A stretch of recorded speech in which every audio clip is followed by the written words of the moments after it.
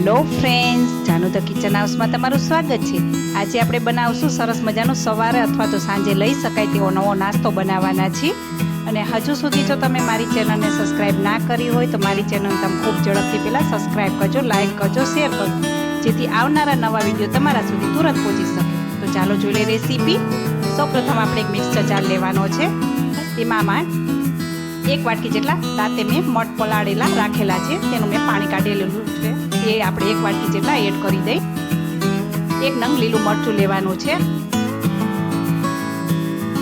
એક આદુનો ટુકડો લેવાનો છે।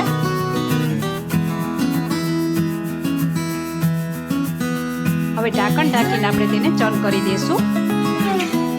ત્યારે આપણે પાણીનો જરા પણ ઉપયોગ નથી કરવાનો, बस आવું અચકચરું જ આપણે ચર્ન કરવાનું છે। તમે જોઈ શકો છો। હવે એક મિક્સિંગ બાઉલ લેવાનું છે, તેમાં આપણે તેને કાઢી લેશું। હવે તેમાં એક વાટકી ઝીણી સમારેલી ડુંગળી એડ કરી દે, એક નાની વાટકી ખમણેલું ગાજર છે તે પણ આપણે એડ કરી દે, એક વાટકી ઝીણું સમારેલું ટમેટું છે તે પણ આપણે એડ કરવાનું છે। 2 થી 3 ચમચી જેટલી કોથમીર એડ કરી દે। સ્વાદ અનુસાર આપણે નમક એડ કરવાનું છે।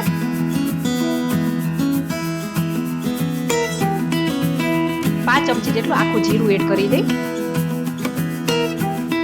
तेनाथी टेस्ट खूब ज सरस आवशे नाસ્તાનો। હવે આ સરસ રીતે આપણે પહેલા મિક્સ કરી દેશું। નમક એડ કરેલું છે એટલે તેમાંથી પાણી એકદમ સરસ રીતે નીકળી જશે। હવે તેને 2 મિનિટ માટે આપણે રેસ્ટ આપી દઈ। હવે તેમાં આપણે 1 ચમચી જેટલું લાલ મરચું પાવડર છે તે એડ કરી દઈ। 5 ચમચી જેટલી હળદર એડ કરવાની છે। રૂટીન મસાલા જ છે। 2 ચમચી જેટલો આપણે ચણાનો લોટ એડ કરી દઈ અને 2 થી 3 ચમચી જેટલો આપણે ચોખાનો લોટ એડ કરવાનો છે। જો તમારી પાસે ચોખાનો ન હોય તો મેંદાનો પણ તમે યુઝ કરી શકો છો। આ બધું સરસ રીતે આપણે મિક્સ કરી દેશું।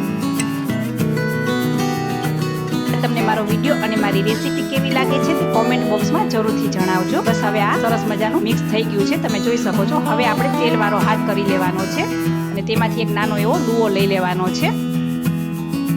તમે જોઈ શકો છો હાથમાં ક્યાંય ચોટતું નથી અને મેં પાણીનો જરા પણ ઉપયોગ નથી કરેલો।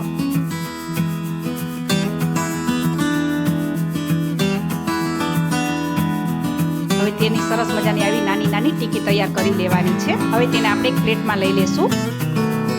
કેવી રીતે આપણે બધી ટીકી તૈયાર કરી લેવાની છે તમે જોઈ શકો છો, એકદમ સરસ મજાની વળાઈ ગઈ છે। હવે અહીંયા તેલ પણ સરસ રીતે ગરમ થઈ ગયું છે, તેમાં આપણે તેને તળી લેવાની છે અથવા તો તમે સેલો ફ્રાય પણ કરી શકો છો।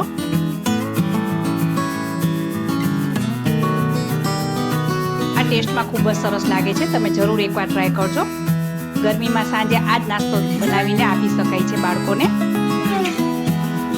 હવે તેનો કલર બદલાય ત્યાં સુધી આપણે તેને રાખવાનો છે।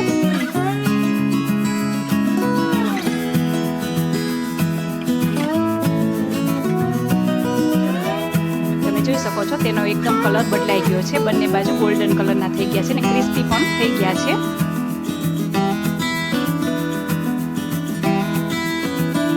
હવે તેને આપણે એક પ્લેટમાં કાઢી લેશું।